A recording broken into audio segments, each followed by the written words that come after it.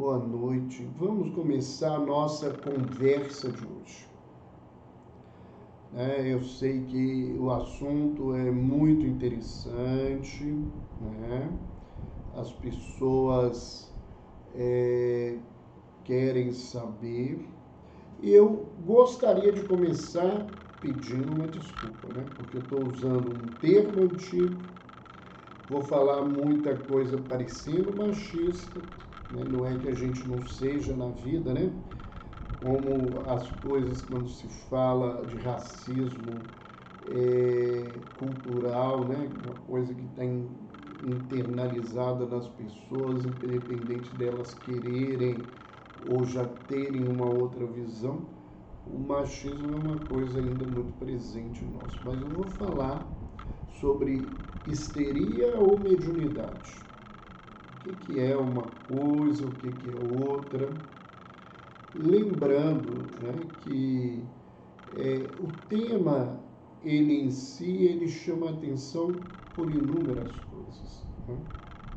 Primeiro, porque fala de fenômeno mediúnico e as pessoas são muito ligadas aos fenômenos espirituais. Mesmo os céticos, eles ficam procurando para mostrar que não existe, e isso é muito comum, né? E falar dessa diferença, lembrando, né, que o termo histeria, como nós vamos trazer aqui, ele está presente no contexto da história, do conhecimento humano, né? E a escola de Salpêtrière, no século XIX, ela se ocupou, né, a fazer um trabalho em relação às mulheres, principalmente mulheres que eram chamadas de histéricas, né, na tentativa de ver o que aquilo seria, né? Então, Charcot é um dos grandes estudiosos sobre a histeria, que depois vai tomar, né, uma abordagem intensa na psicanálise através do trabalho de Freud. E sempre houve essas coisas, e para a psiquiatria, para a academia, aqueles chamados médiuns, eles seriam classificados em dois grupos. Ou eles seriam psicóticos, né, que culturalmente a gente chama de loucos, ou eles seriam histéricos, esses neuróticos. E a histeria, como nós vamos ver também, ela tomou uma nova terminologia dentro do Código Internacional de Doenças, e hoje esse termo é pouco usado na psiquiatria clínica, embora é muito usado na psicologia, principalmente pelos psicanalistas, e os médicos clínicos usam o termo de transtornos somatoformes ou transtornos conversivos. Só para a gente se lembrar que essa questão, né, das confusões entre ser um obsediado, as questões da mediunidade e as questões das doenças psiquiátricas, há uma fala dos espíritos que orientaram Allan Kardec na codificação do espiritismo, né, na pergunta 474, em que esses espíritos dizem a Kardec: muitos epiléticos ou loucos que mais necessitavam de médico que de exorcismo têm sido tomados por possessos.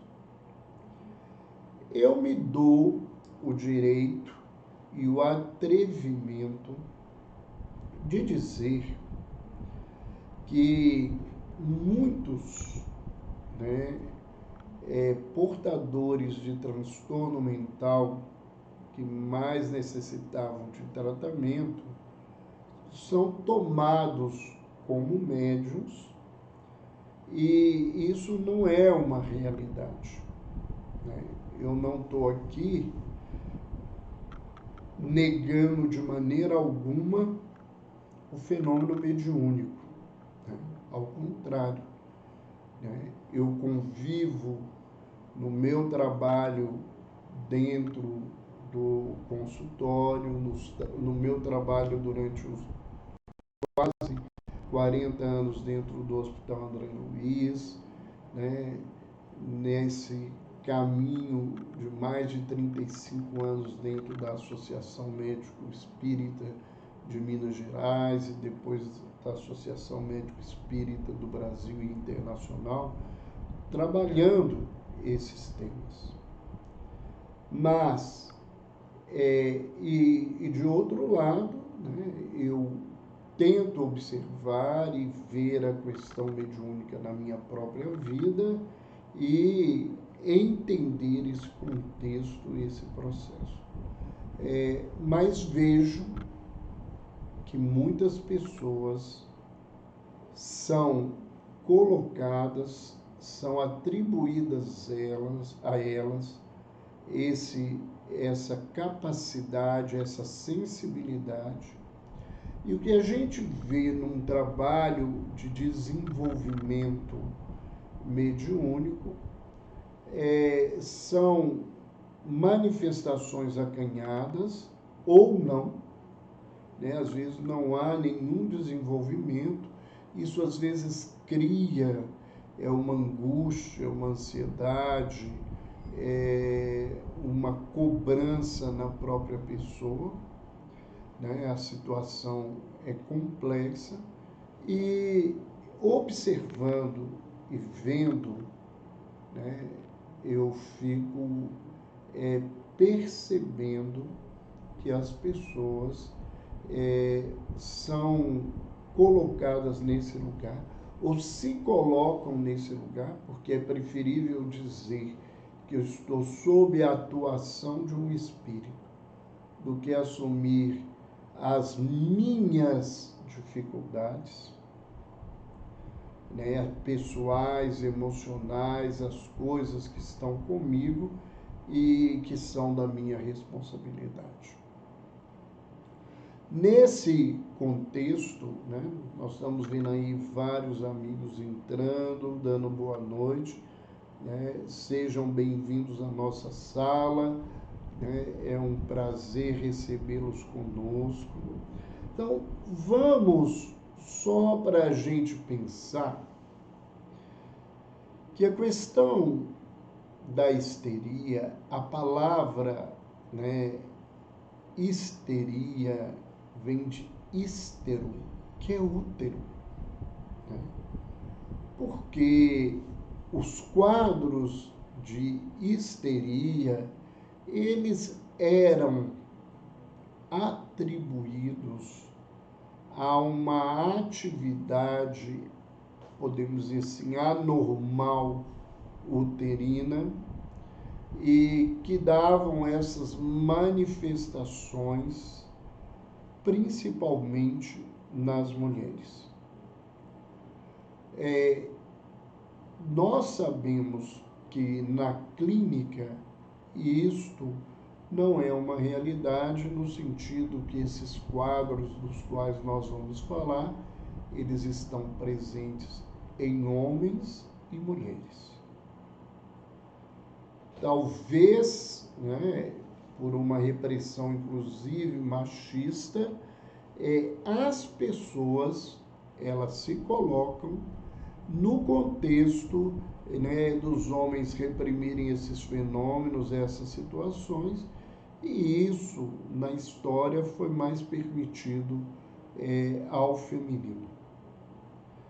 Os primeiros escritos sobre isso estão em papiros egípcios de mais de 4.000 anos, e um deles é conhecido como K1. E no K1,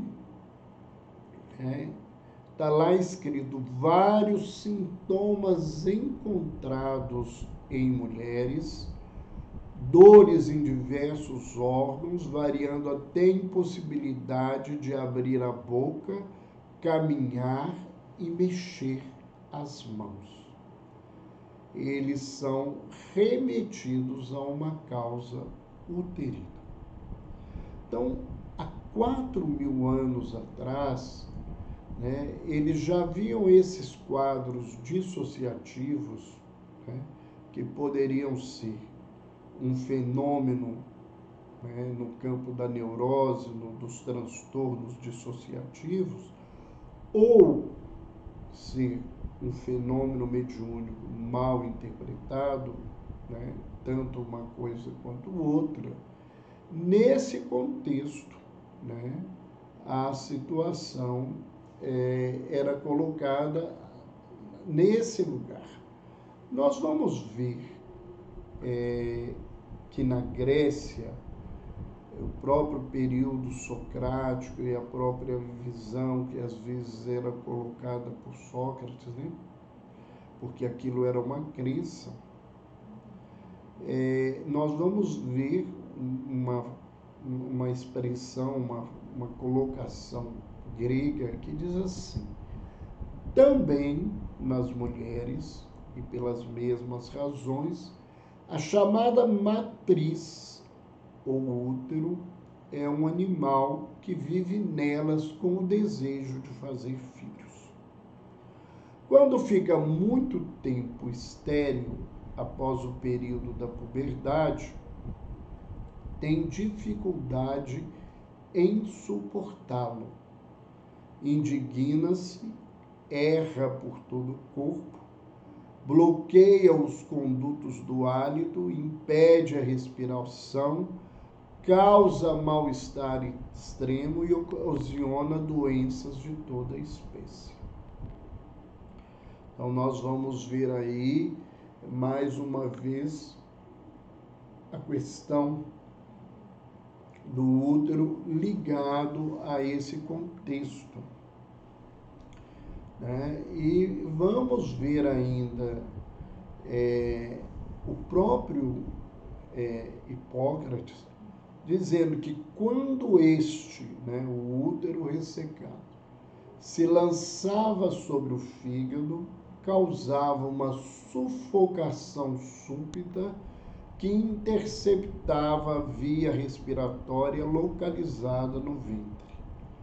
Nestas ocasiões, os olhos se reviravam, a mulher tornava-se fria e lívida, cerrava os dentes, salivava abundantemente e assemelhava-se aos epiléticos em crise. O prognóstico era bom e o ataque sobrevinha em plena saúde. Então, nós vamos ver, nesse contexto, mais uma fala voltada para essa situação. Ainda hoje, alguns estudiosos vinculam a questão do fenômeno espiritual com a questão da sexualidade. Vemos que é uma grande realidade na história, um número maior de relatos de médiuns mulheres do que homens, mas isso sem necessariamente falar da qualidade e da expressividade dos fenômenos de um ou de outro.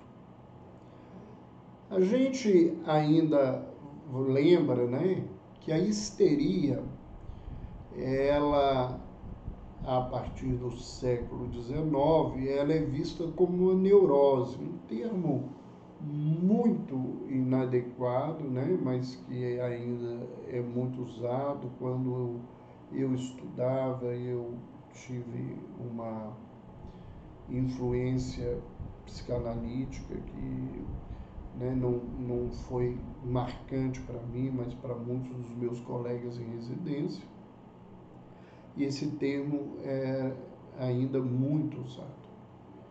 E ele, né, o quadro de histeria tem sintomas variados, incomuns, bizarros e muitas vezes eles são transitórios. Essas perturbações, elas podem ser perturbações sensoriais e elas podem ser perturbações motoras.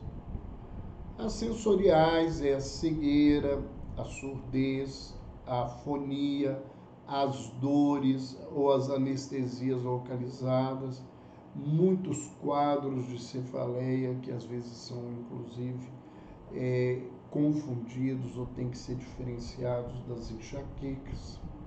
Lembramos aí no caso da cegueira que quem já me ouviu falando sobre o médium do anticristo, né, um trabalho de um escritor espírita brasileiro já falecido, Hermínio Miranda, que ele faz um trabalho a partir de biógrafos do Hitler, e nesse trabalho, né, é relatado, né, que Hitler, durante a Primeira Guerra Mundial, ele teve um caso, né, de cegueira que foi transitório e que foi diagnosticado como um quadro histérico. Aí nós estamos vendo aí, só para associar, né, posteriormente a questão da mediunidade que estaria vinculada a Hitler, a questão dos fenômenos histéricos, para que a gente possa ir pensando, né? Vamos nos aclimatando para entender as coisas mais aos poucos.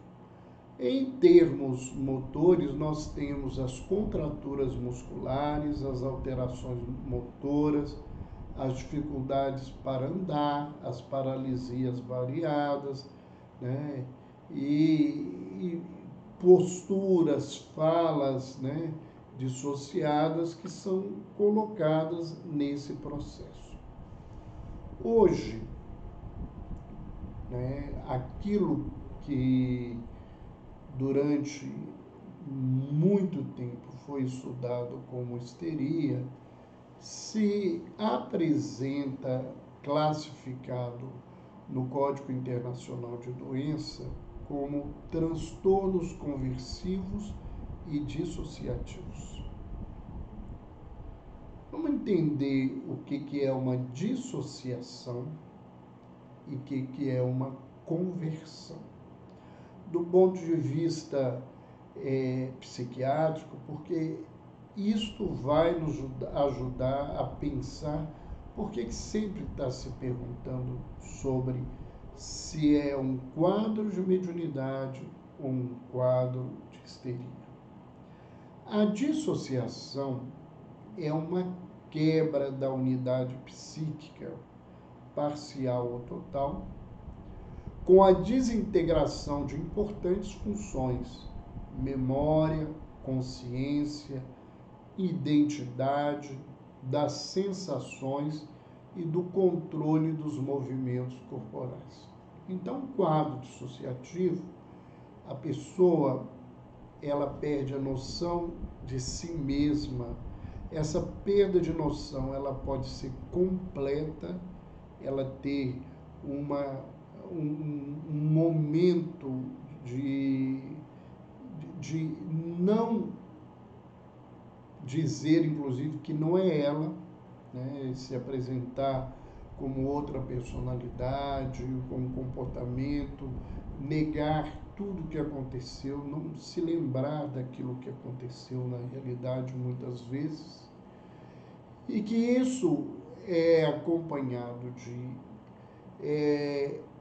alterações da memória. A pessoa muitas vezes não se lembra do que aconteceu ou lembra parcialmente da questão da consciência e da identidade, né? Existem esses quadros de múltiplas personalidades, né? Essas personalidades múltiplas têm identidades próprias, comportamentos próprios, formas particulares de se comportar. Quem faz esses estudos é muito interessante, né? O próprio Hermínio faz um estudo sobre esse trabalho, né, essas alterações. E a pessoa, ela perde o controle da sensação, né? Muitas vezes ela não percebe o que está acontecendo, ela se machuca ou se corta e não tem noção da dor, daquilo que está acontecendo ali. E há uma perda do controle motor que pode, né, colocar a pessoa completamente sem jogo, com comportamentos motores, inclusive bizarros. Então, nesse caso da dissociação, em psiquiatria, a gente tem uma amnésia dissociativa, em que a pessoa não se lembra de coisas num determinado tempo ou num determinado tempo da crise. A fuga dissociativa, que seria uma coisa, né, interpretada como a dissociação, é uma forma de fugir da dor, da luta que está acontecendo. Às vezes você vê fugas dissociativas, por exemplo, em perdas de parentes, em momentos de grande pressão e dor, em que as pessoas somem com aquilo, esquecem, falam de outras coisas, se comportam como se aquela tragédia não tivesse acontecendo na vida dele. Tem o estupor dissociativo, em que a pessoa fica parada, não se move, não consegue movimentar o corpo, né? E dentro da dissociação nós temos o transtorno de transe e possessão, e quem tiver interesse, nós falamos há pouco tempo sobre esses quadros, né? Porque hoje nós não estamos falando de obsessão, né, de influência espiritual. Nós estamos falando da questão da mediunidade e da histeria. A conversão é a transformação de um conflito psíquico em sintomas somáticos, que geralmente são associados a paralisias e anestesias. Dentro da psicanálise, né, está muito ligado à questão do recalque, e os exemplos de conversão são os transtornos motores, as convulsões, as anestesias e a perda sensorial dissociativa. Quando a gente vai falar dessa questão, né, desses transtornos, essas pessoas, elas têm características de personalidade importantes de serem lembradas. Uma é a sugestionabilidade. Elas são muito sugestionáveis. A outra é a questão da dependência. Elas são pessoas, não é dependência química, elas são muito dependentes afetivamente do outro, da aceitação do outro, da aprovação do outro. Se levanta que elas têm conflitos no campo da sexualidade E uma marca é a teatralidade, né? Os relatos são extremamente teatrais, corporais, exagerados, né? E existem pessoas que têm personalidade histriônica, né? Ela conta as coisas. Eu costumo brincar, se você mostrar carteirinha de cinema, de estudante, dá 50% de desconto. Aí você apresenta a carteira do plano de saúde, dá mais 50%, porque ela relata as coisas com tanta gesticulação, com tanta coisa. Quando você vai ver, o fato não é daquele jeito, é uma teatralidade que demarca, não é uma questão de mentira, é uma questão desse exagero pelo próprio afeto, pela própria questão. Isso é uma marca muito latino-americana, né? O europeu latino, o latino brasileiro, o latino-americano, né? Nós todos somos muito teatrais, nós falamos muito com o corpo, a gente faz as expressões muito grandes, né? Isso é se você vê, né, sem nenhum preconceito, eu acho até muito interessante, uma mesa de italianos conversando, você tem certeza que tem uma briga e que a Terceira Guerra Mundial vai começar daí a pouco, e às vezes não tem nenhuma atrito na realidade, é a forma deles dizerem, a maneira deles se expressarem. Né? Então, eu vou falar um pouquinho de mediunidade médium e quero voltar nesse contexto para a gente pensar. A mediunidade, né, seria ou é uma faculdade que certas pessoas têm de entrar ostensivamente em comunicação com os espíritos e de transmitir mensagens destes fora do campo pessoal. E o médium é o indivíduo que percebe, que recebe e que transmite a influência dos espíritos para outras pessoas. Então, nesse contexto, vamos lembrar dessa situação, né? Quando a gente fala de conversão em especial, nós estamos dizendo de uma característica em que um problema psíquico da própria criatura, ele é transferido para uma manifestação corporal, né? Ele converte uma energia psíquica numa manifestação orgânica, física, psicomotora. Se nós pensarmos no fenômeno mediúnico, o fenômeno mediúnico, ele se caracteriza por alguém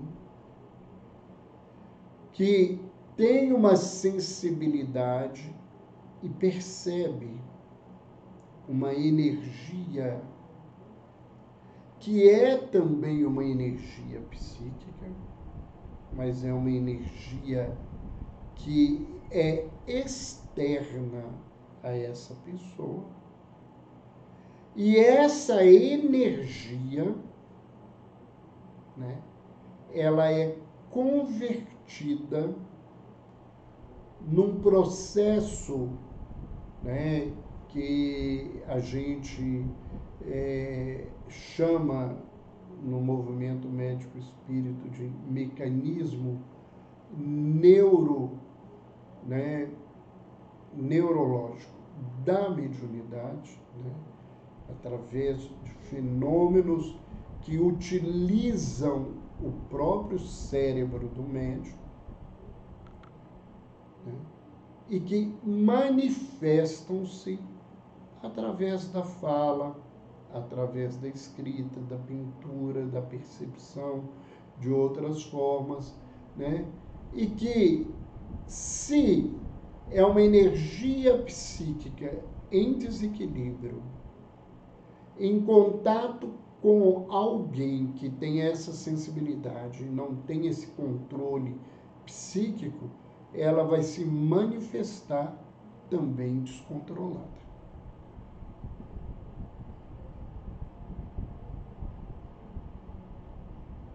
Nós vamos ver, né, que dentro dessa perspectiva, nós podemos ver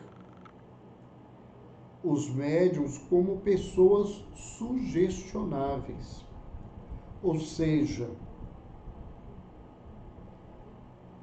a partir das suas percepções, eles se colocam numa manifestação psicossomática daquilo que lhes foi trazido.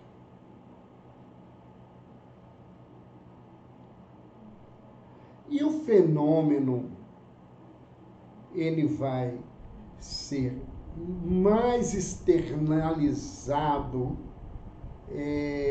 com maior riqueza ou menor, não só pela percepção, né, pela possibilidade da sensibilidade desse indivíduo, mas pela capacidade que ele tem de converter aquilo que lhe vem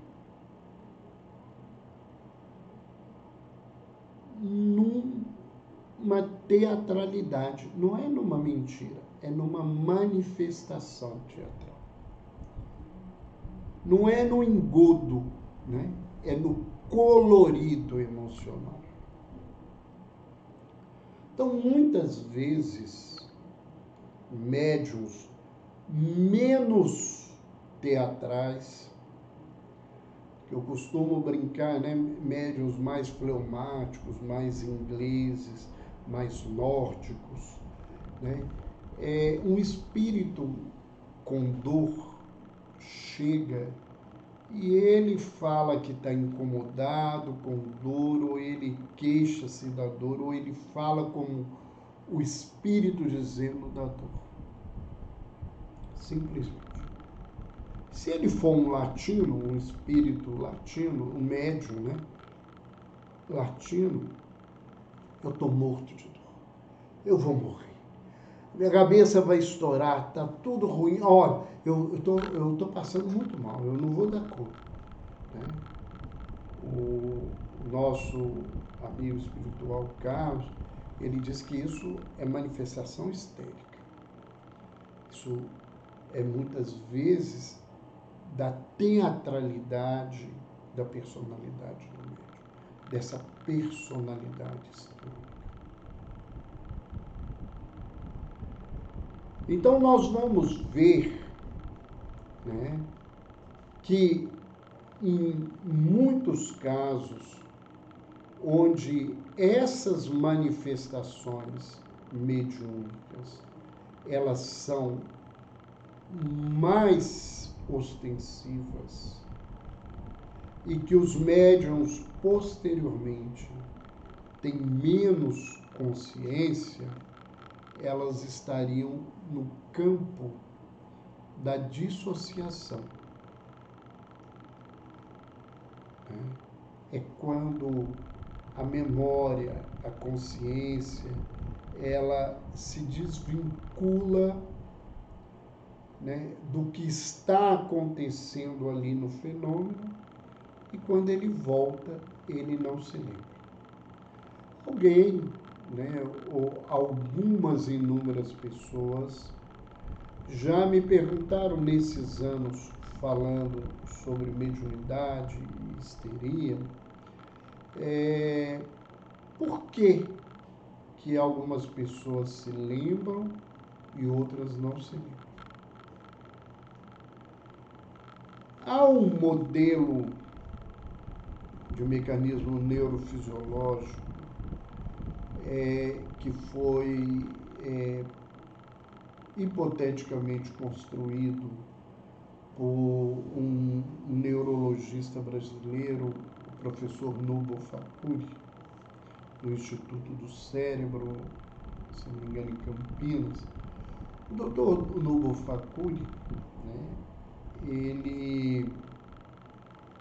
ele fala, né, que nós temos um sistema reticular, ascendente e descendente, e que ele poderia estar sendo desligado, como ele se desliga na dissociação para o sono, e que isso aconteceria para proteger a capacidade, o aparelho psíquico desses sensitivos. Muitos, por não terem essa intensidade do fenômeno, eles conseguem apresentar o fenômeno dentro de um trabalho sem total inconsciência ou com quase completa consciência.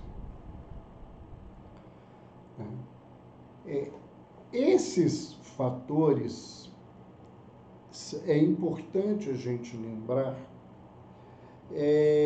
eles criam esse campo de aproximação do que é um fenômeno ou outro e da dificuldade, às vezes, de diferenciar as coisas. Por quê? Por que eu digo isso? Observando, enquanto psiquiatra, enquanto estudioso da personalidade humana, é uma característica muito marcante em médiuns a sugestionabilidade e essa teatralidade dentro deles. Então, o que a gente vê muitas vezes de confusão? Nem sempre as pessoas que me chegam para serem avaliadas, que são identificadas como médiuns dentro de uma instituição que aceite os fenômenos mediúnicos, nem sempre eu consigo, numa avaliação, não é de uma consulta, é de um acompanhamento, perceber alguma sensibilidade mediúnica ostensiva nessa pessoa. Por que eu digo ostensiva? Porque nesse contexto, nessa situação, nós temos pessoas que têm algum nível de sensibilidade que não é ostensivo e que é uma característica humana. A pessoa não tem uma capacidade que precisa ser desenvolvida, o que já vem desenvolvida, mas ela, vez por outra, ouve alguma coisa, tem alguma percepção, alguma sensação, nesse contexto, que não é necessariamente algo indicado para o trabalho mediúnico. O que me preocupa muito nesse contexto, de você classificar ou colocar uma pessoa como médium para trabalhar numa atividade de intercâmbio mediúnico, ela não sendo, e ela sendo alguém que tem um transtorno conversivo ou dissociativo, você vai agravar esse contexto. Você vai dificultar esse caminho. Mesmo sendo sugestionável, ela não vai dar conta de uma produção lógica e adequada dentro do fenômeno mediúnico. Uma coisa que eu falo e lembro sempre para as pessoas, que me faz identificar essa sensibilidade mediúnica em alguém, é o progresso, né, que essa pessoa tem, do ponto de vista pessoal, espiritual, moral e da produção mediúnica que ela tem. Por mais que tentem me convencer, eu não consigo entender que alguém que seja médium frequenta uma reunião mediúnica semanal durante 20 anos, onde na parte de atendimento aos sofredores ele só geme, ele não consegue trazer nada de produtivo. E na parte do trabalho de orientação mediúnica, mal, boa noite, Deus te abençoe, e não se consegue trazer nada que identifique e produza na vida das pessoas. Eu me lembro de uma fala do apóstolo Paulo, que está na epístola a primeira epístola aos Coríntios, quando fala-se sobre o carisma, né, que são os dons espirituais, e ele afirma uma coisa, né, que eu tenho certeza que é verdade, que a cada um é dado um dom para ser útil. Se o que acontece na manifestação daquela criatura não tem utilidade, não tem crescimento, não tem mudança, não tem produção, algo tem que ser revisto. Podemos até caminhar para um outro lado, saindo da questão da saúde mental, que seja um processo obsessivo, um recalque, alguma coisa, uma postura de fechamento da pessoa para o trabalho que ele tem que fazer. Mas, na maioria dos casos, que eu vejo é um outro lado, é uma outra situação. Né? Nós precisamos entender, né, dentro de um contexto de aprendizado, que mediunidade, pelo menos eu vejo assim, é uma coisa muito séria. E que a metodologia proposta por Allan Kardec em O Livro dos Médiuns é ainda hoje a mais séria e atual metodologia de estudo e avaliação da mediunidade.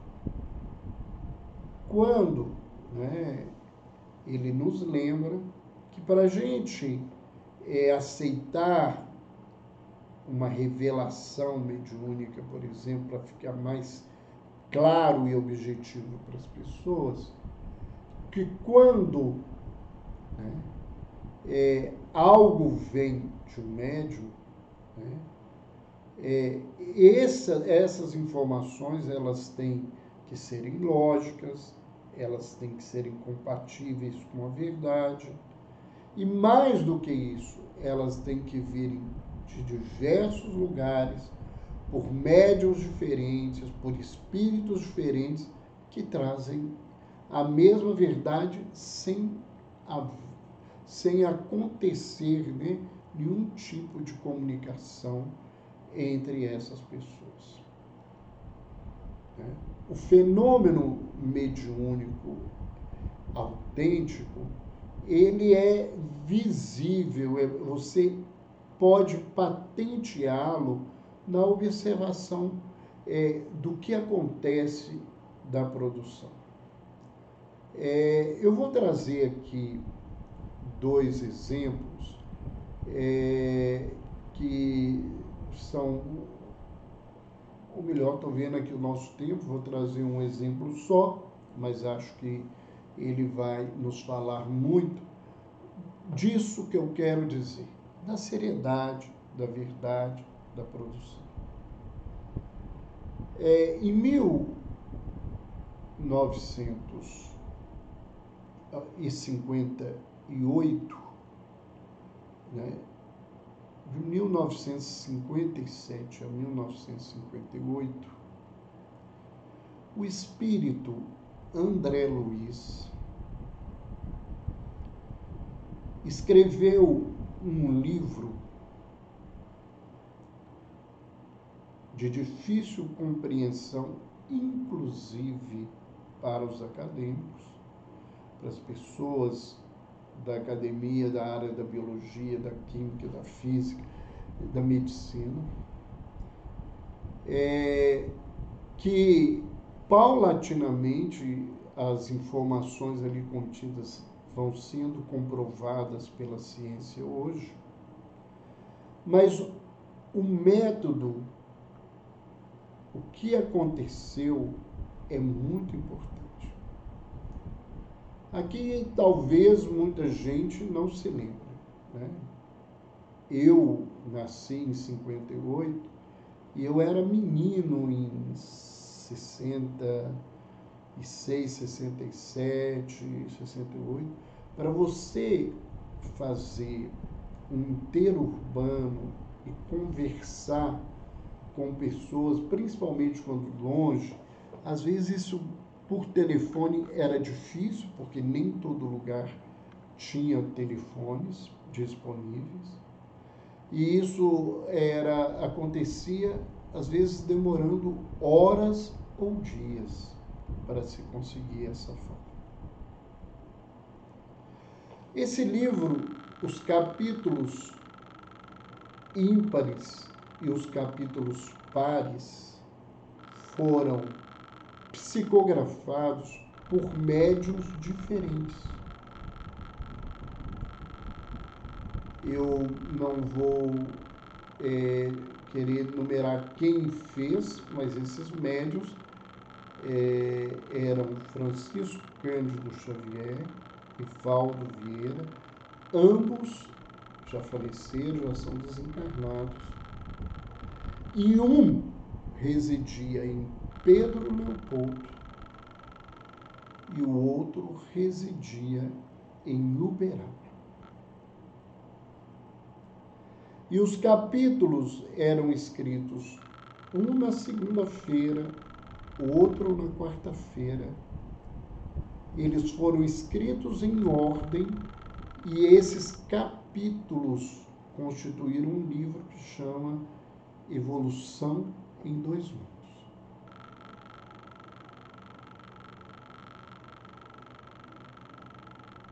A gente vê, quem se permitir ler e estudar, vai ver, que é uma obra de continuidade, são um linguajar, o mesmo linguajar, com desenvolvimento de pensamento. Então, nesse sentido é que eu vejo, que existe uma mediunidade na pessoa e que ela tem uma expressividade. É claro que nem todos os médiuns se comparam, né, à figura de Francisco Cândido Xavier e nem à mediunidade de Valdo Vieira, né, que foi, né, um excelente médium, trazendo orientações muito profundas e textos e poesias e poemas muito belos através da sua psicografia. Mas é isso que eu acho que a gente precisa pensar, porque muita gente vai para uma reunião mediúnica sem nenhum contexto, né? E a sugestionabilidade, e às vezes a pessoa se sente tão inibida que ela faz algo como se fosse mediúnico que não é mediúnico. E isso internamente não ajuda a pessoa, não facilita a caminhada da pessoa. Né? É muito complexo nesse sentido. Mas como que a gente pode diferenciar a mediunidade dos transtornos dissociativos? Que, né, abarcam hoje numa nomenclatura médica atual aquilo que nós teríamos no campo da histeria. Primeiro, né, a pessoa que é médium e a partir de um momento em que ela desenvolve essa mediunidade, porque até antes ela pode ter apresentações de sofrimento e de angústia, mas o médium, nesse contexto, ele tem ausência de sofrimento psicológico. O fenômeno acontece, ele é temporário, ele passa, passou, ele continua a vida dele. Não é assim com as pessoas que têm transtornos dissociativos.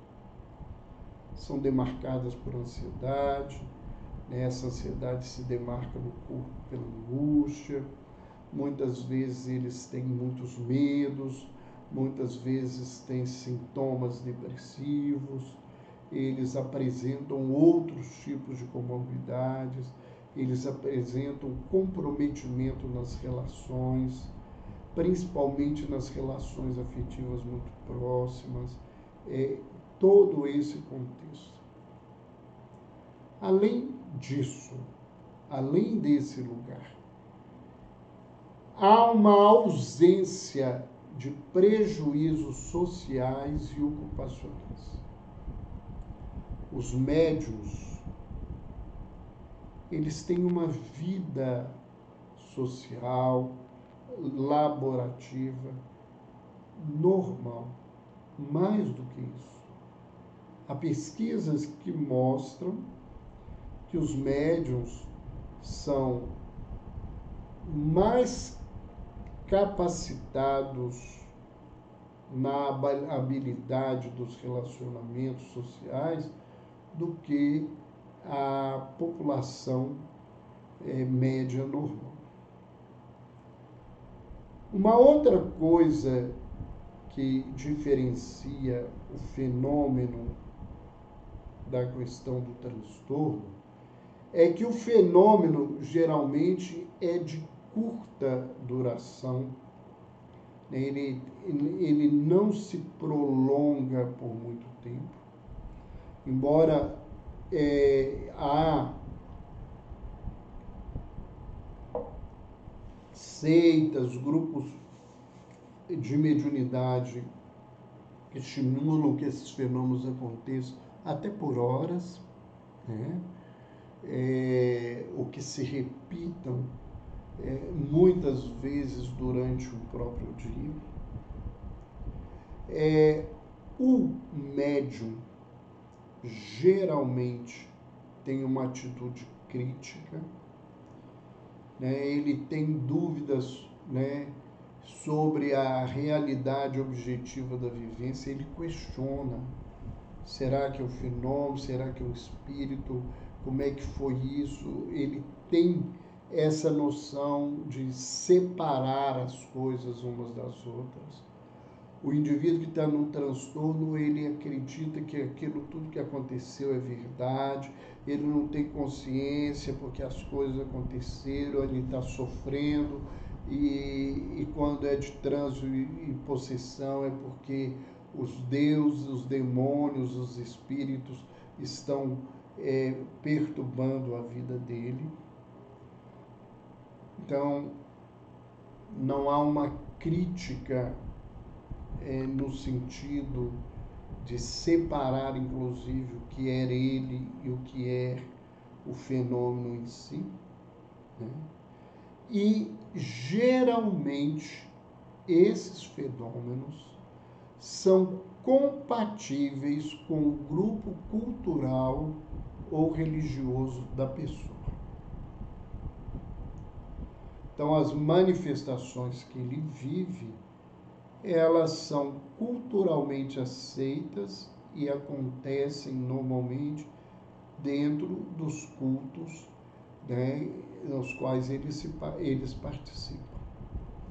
Então, nesse sentido, nós vamos ver ainda que geralmente as pessoas que têm transtornos dissociativos, é comum na avaliação psiquiátrica elas terem outros transtornos mentais, serem portadoras de depressão, sintomas fóbicos, terem outras manifestações no campo da ansiedade, o próprio toque. Às vezes, essas pessoas têm problemas psíquicos, né, recalques reais, traumas ligados ao campo da sexualidade. Lembrando que sexualidade é um campo de criação e a mediunidade é algo criativo e um ponto transcendente também na vida. Uma coisa que acontece, né, é que o médium, ele geralmente tem um controle da experiência que ele vive sobre ela, enquanto no fenômeno histérico isso não acontece. No transtorno dissociativo a pessoa não tem nenhum controle, aquilo acontece à mercê dela, e mesmo que ela esteja consciente, paralisada, ela ouve e não faz porque ela não consegue sair do lugar onde ela está. A mediunidade leva a pessoa a um crescimento pessoal ao longo do tempo, né? Mas nós não podemos nos esquecer, né, que os transtornos mentais, quando não tratados, quando deixados de lado, eles podem comprometer a capacidade social, a capacidade de trabalho, né, de realização na vida dessas criaturas, né? E, geralmente, os trabalhos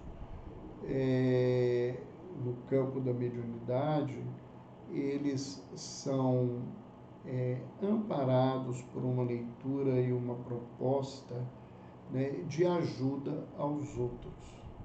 Enquanto o fenômeno dissociativo, ele acontece como uma agressão, uma alta agressão à pessoa, né, e muitas vezes uma agressão ao ambiente social, principalmente um ambiente familiar, causando inúmeras dificuldades para essas criaturas. Então, basicamente,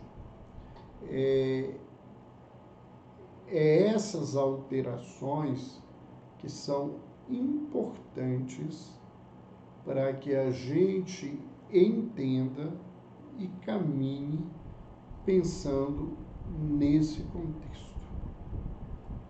Né? Ambas as coisas existem. Elas, para serem diferenciadas, elas precisam de profissionais de saúde mental que sejam pelo menos espiritualistas e aceitem a questão da espiritualidade como uma abordagem, um entendimento. E essas pessoas, né, é importante a gente entender, né, que vão poder te dizer se você está diante de alguém doente ou de alguém que deve expandir a sua sensibilidade para o trabalho. Qual que é o risco que a gente corre?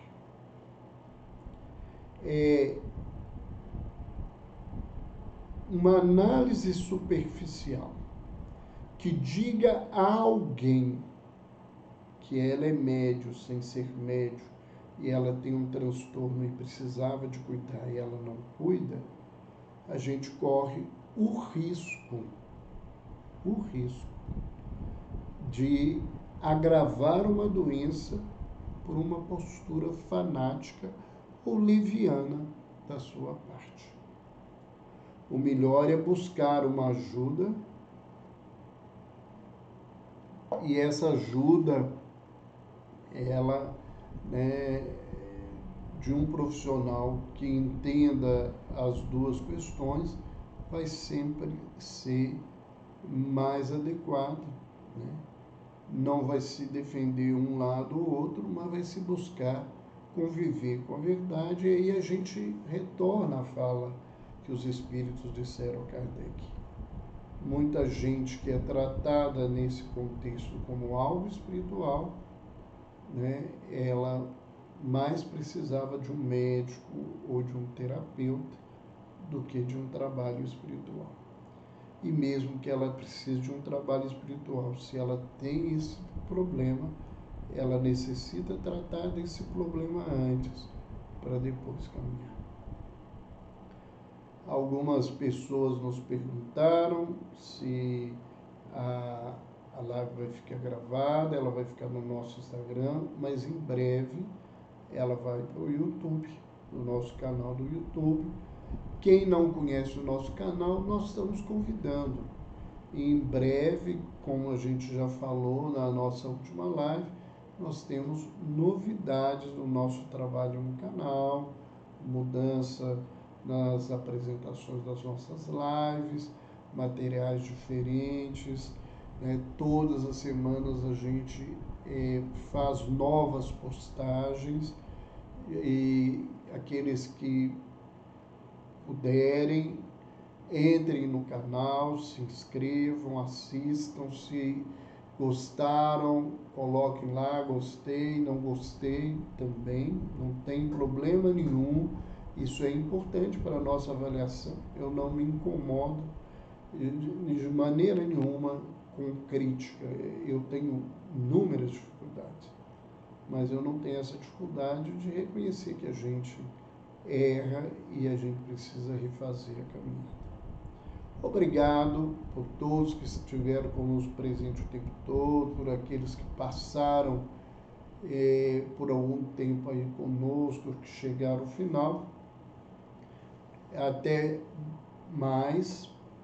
Um beijo no coração para todos vocês. Vamos aqui encerrando. Um abraço para todos. Até mais.